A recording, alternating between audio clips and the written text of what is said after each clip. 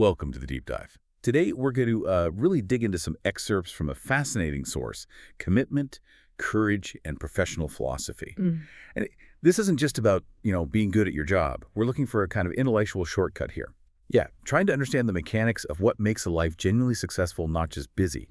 Our mission, really, is to pull out the actionable stuff, the wisdom from these pages, focusing on what creates professional success that actually feels like, quality in your life. We're trying to move past just chasing more, Yeah. the endless pile of output. And that framing is so important right from the start because the material, it almost immediately throws down this challenge, this kind of tension. It keeps hammering home the idea of finding real profit and quality in life. And that's explicitly set against just focusing on quantity, on accumulation. So it makes you, the listener, stop and think, okay, my career is producing a lot, maybe, but is the philosophical quality there? Is it actually truly successful by that deeper measure, that difference, that distinction?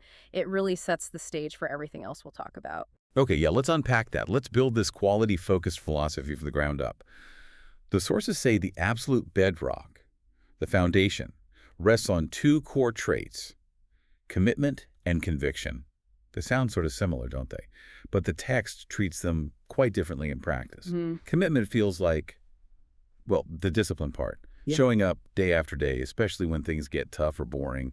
Just pure grit, maybe? Right, the persistence. But conviction. Mhm. The source material really argues that's where the intellectual heft, the real power, lies. Yeah, and it's crucial to get that functional separation. Commitment is more about the external stuff, right? Yeah. The action, sticking to the plan. Right. Conviction is internal. It's that deep gut-level belief in the value of the plan, the why behind it. Does it actually align with your personal philosophy?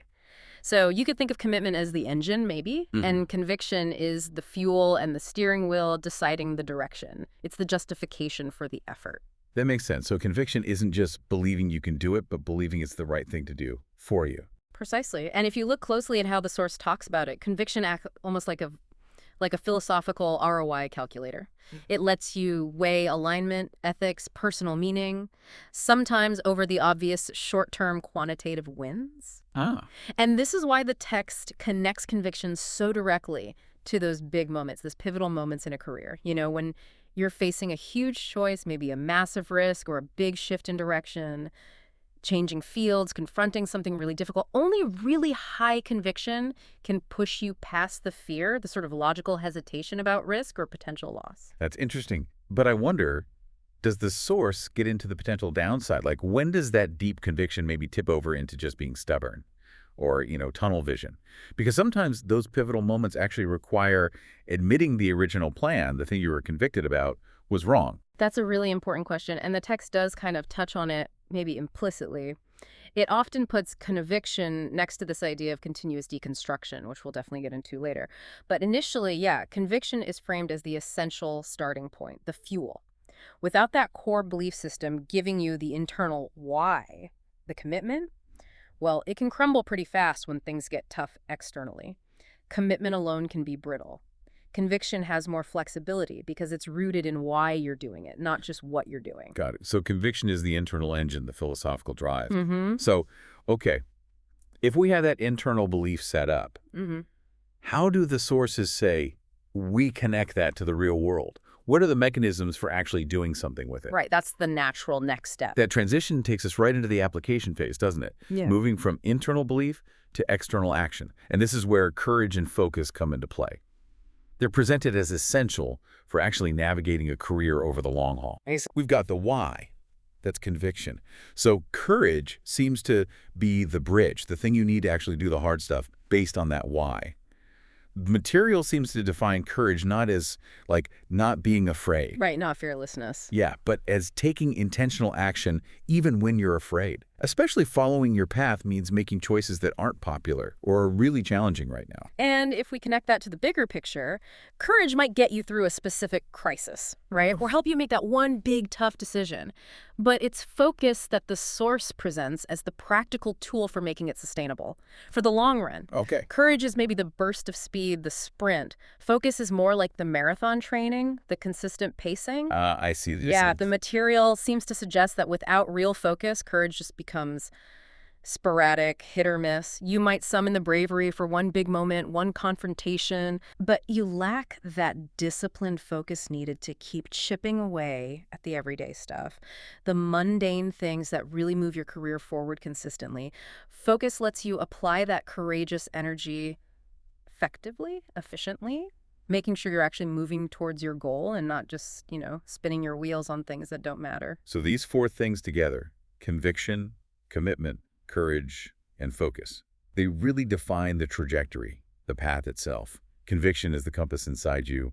Commitment keeps you moving. Courage gives you the boost when needed. The push. And focus keeps that energy pointed in the right direction towards that quality outcome we talked about. Exactly. It feels like the difference between just having ambition and actually achieving something meaningful with it. Perfectly put. And once you do start achieving things, once results pile up, Yeah. that's when the philosophy really gets tested, isn't it? Because success, especially big career success, it often throws curveballs into the rest of your life. It brings complexities. Right. And here's where, for me, it got really, really interesting. Right. We shift now to how the source talks about managing those complexities that come with a successful life.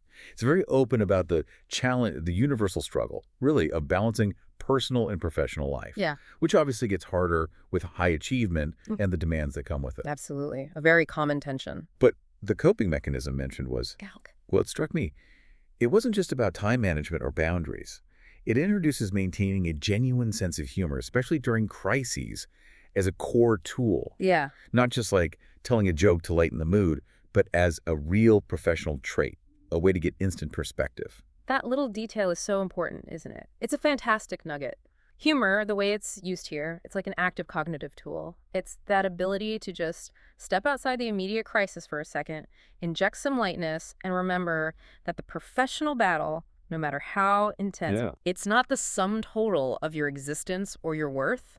It's a way to stop the professional stress from just completely overwhelming the personal quality of life you were aiming for in the first place. A pressure release valve, almost. Kind of, yeah.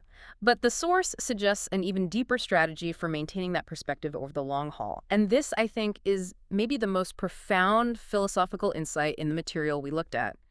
The critical importance of deconstructing success just as much as failure. Okay, wait. Deconstructing failure, that makes total sense. We all do that, right? What went wrong? What mistakes did I make? How can I avoid it next time? Standard procedure, obvious. But deconstructing success, that feels counterintuitive. Usually you win, you celebrate, maybe you analyze why you won briefly, but mostly you just want to ride that wave onto the next thing. Exactly. It goes against the grain. And the source material is really firm on this. It argues that if you only focus on celebrating the surface level results of success, the size of the win, the revenue number, the promotion title. The quantity metrics again. Right, the quantity. If you only focus on that, you completely miss the chance to understand why that success was actually philosophically profitable. Did it align with your goals, your values, your definition of quality? Ah, okay. So it's not just that you succeeded, but how and at what cost, philosophically. Precisely. And deconstructing success takes real intellectual humility. You have to ask tough questions. Did this win come at the expense of my core convictions? Did I maybe achieve the quantity goal, but actually lose ground on the quality front? Did it burn me out? Damage relationships? That's much harder than looking at failure, isn't it? Because your ego and everyone around you is telling you, hey, you won. It must have been perfect. Totally. Ego, momentum, confirmation bias, they all conspire to make you think the process was flawless if the outcome looks good on paper. So this deconstruction process, it sounds like it's the mechanism that actually connects everything back. It converts that initial commitment and conviction into sustainable quality over time. It stops you from just blindly repeating actions that might lead to burnout or compromise your values, even if those actions technically produce successful results by some external measure. That is absolutely the core takeaway. The whole point of this deconstruction of both success and failure is to look beneath those surface metrics, to find the genuine profit and quality within the experience itself, regardless of the label. Okay. Analyzing failure tells you what not to do again. But analyzing success tells you what you should philosophically replicate. Sustainable quality, that deep satisfaction, requires understanding what specific elements of that success truly align with your life philosophy. So your next success actually adds to your overall quality of life instead of just adding more stress or moving you further from your why. So if we try and boil this whole philosophy down, it's really about moving from just keeping score. The scoreboard mentality. Yeah. To using a compass.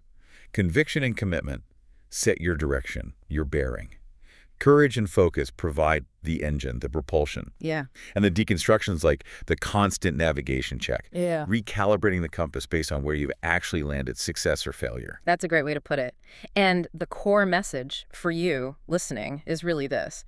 A true professional philosophy isn't just about piling up wins, the quantity. It demands that you define what quality means to you and then actively pursue that. And the willingness to really pick apart both your successes and your failures is what keeps your career, your trajectory, actually aligned with that deeper sense of purpose, that initial conviction. Absolutely. It connects the beginning to the end and makes sure the journey itself has value. So if genuine profit, genuine quality comes from this tough process, deconstructing both success and failure.